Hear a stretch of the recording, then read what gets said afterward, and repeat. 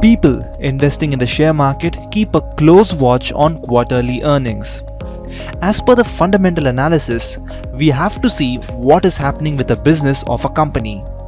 What's the revenue and how much is the profit? This is the reason that poor quarterly results lead to a fall in share prices. So let's look at the situation of companies after the results of the second quarter of FY23.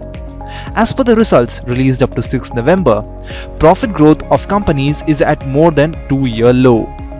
Corporate results show there is an impact of slowdown. Margins and profits are indicating the end of recovery after COVID. That's because if we exclude banking and financial companies, profit for most of the companies declined more than 26%. Profit of non-banking financial companies have fallen for the first time in 9 quarters. However, in the second quarter, the sales of these companies have gone up by 32%.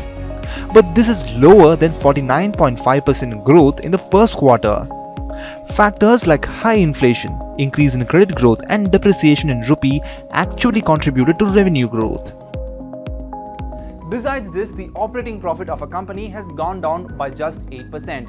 But due to higher depreciation and interest costs, the profit of a company is more severely impacting the operating profit.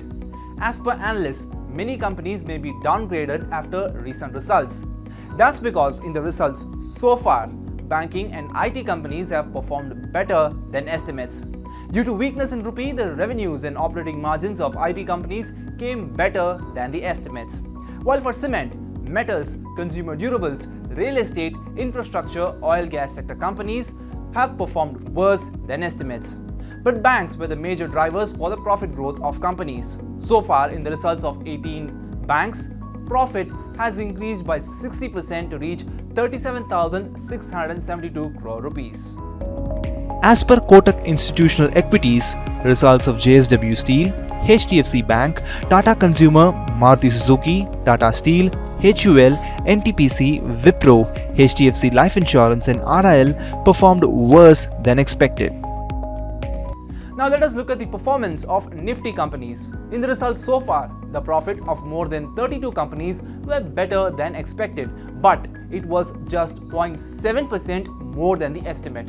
If we exclude banks from it, then the level of outperformance will further decline. Meaning, if we talk about all Nifty companies, then the profit was 4.6% lower than the estimates.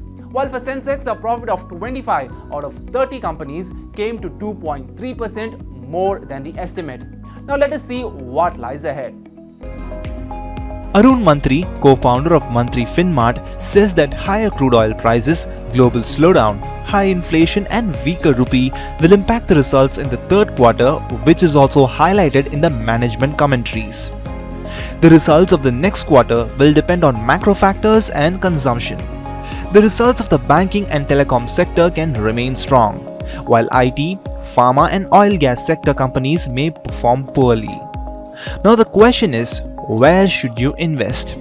Amidst global inflation and rising interest rates in the coming quarters, there will be an impact on interest costs for the companies. So before making any financial decision, consult your financial advisor.